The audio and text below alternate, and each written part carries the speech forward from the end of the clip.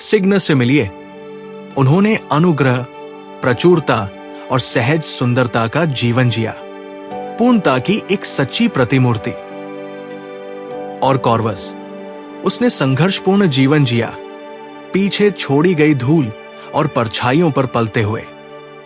लेकिन कॉर्वस पूर्णता का यह दृश्य बर्दाश्त नहीं कर सका। ईर्ष्या से ग्रस्त होकर उसने निश्चय किया कि अगर उसे सिग्नस का जीवन नहीं मिल सकता तो वो उसे नष्ट कर देगा।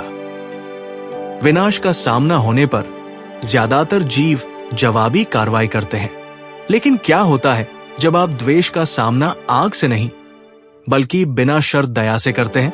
एक ऐसी दुनिया में जहां सिर्फ सुंदरता को ही पुरस्कृत किया जाता है, क्या उदारता सचमुच आपको बचा सकती है?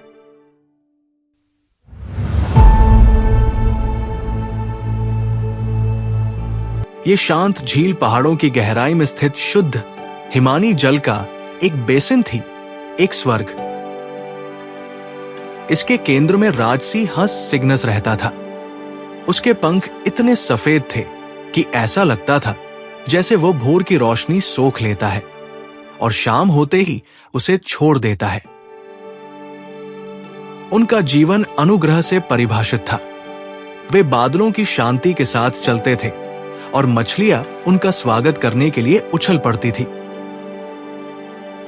सिग्नस केवल एक निवासी नहीं था, वो झील की आत्मा था, जो इसकी प्रचुरता को मुक्त रूप से बांटता था, कभी भी आवश्यकता से अधिक नहीं लेता था तथा हमेशा कमजोर पक्षियों की रक्षा करता था।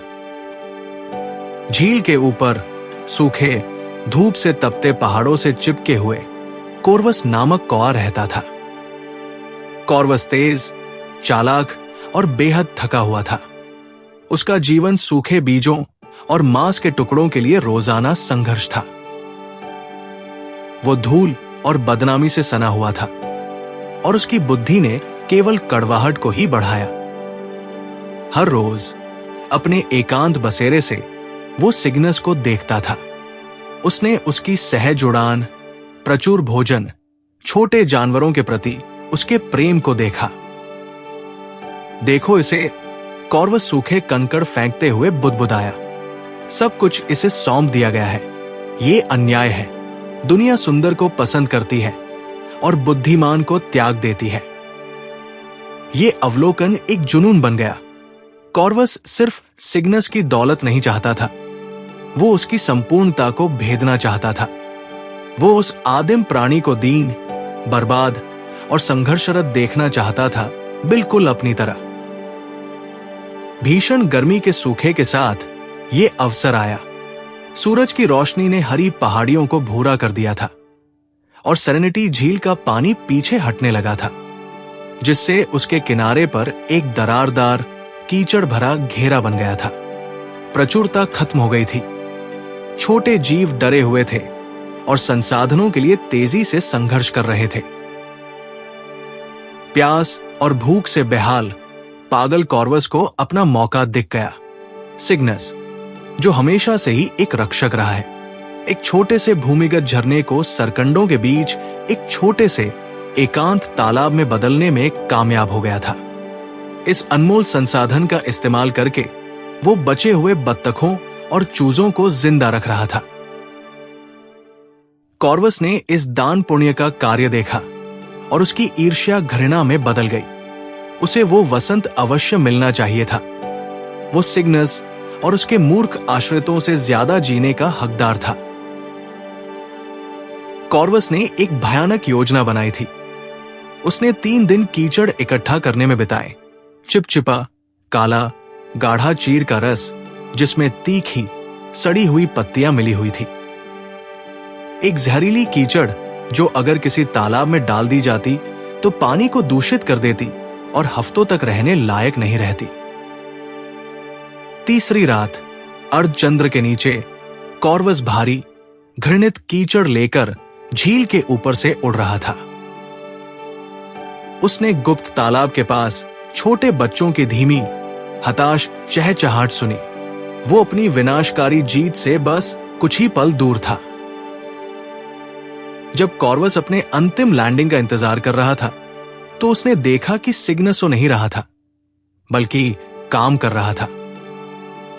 हंस अपनी चोंच को कीमती तालाब में डुबो रहा था, पीने के लिए नहीं, बल्कि धीरे से पानी निकालने और अपनी चोंच में भरने के लिए, ताकि उसे पास के एक टूटे हुए सूखे घोंसले तक ले जा सके।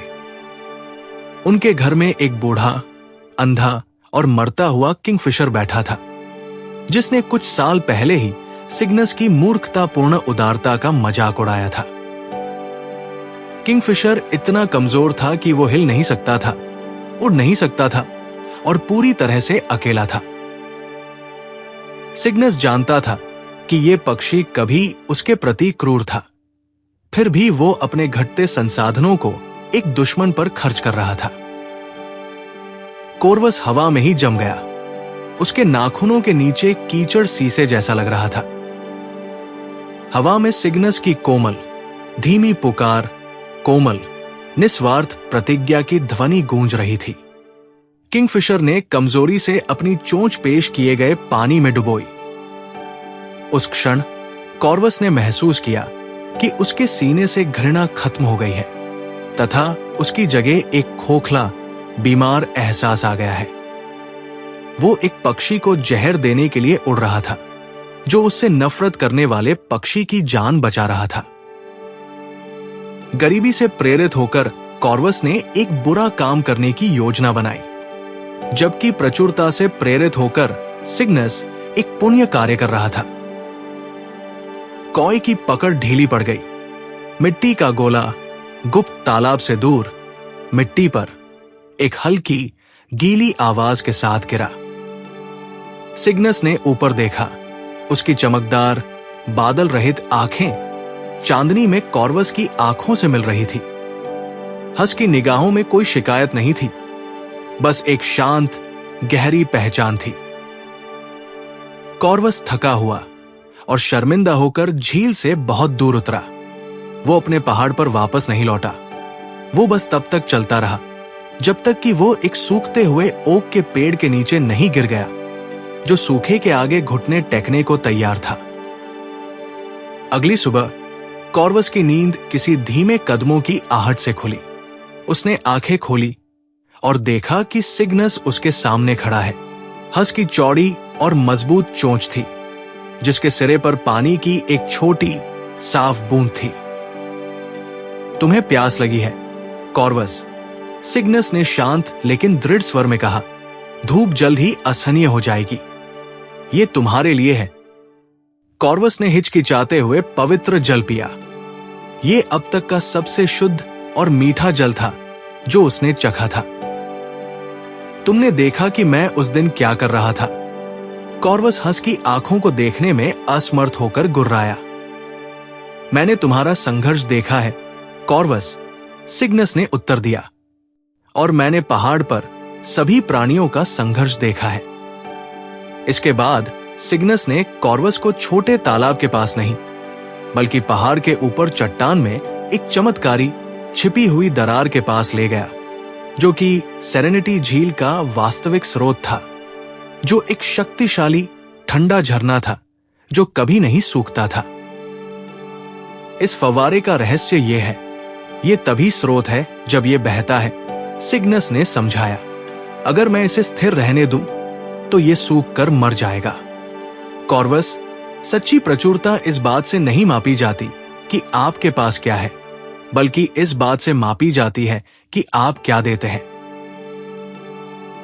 कॉर्वस उस छिपे हुए फव्वारे को देख रहा था, जो पूरे शुष्क क्षेत्र की रक्षा कर सकता था। उसे अपनी आत्मा पर धूल जमती हुई महसूस होने लगी। ईर्ष्या के कारण वो हंस को नष्ट करना चाहता था। हंस ने दयावश उसे जीवनदान दे दिया।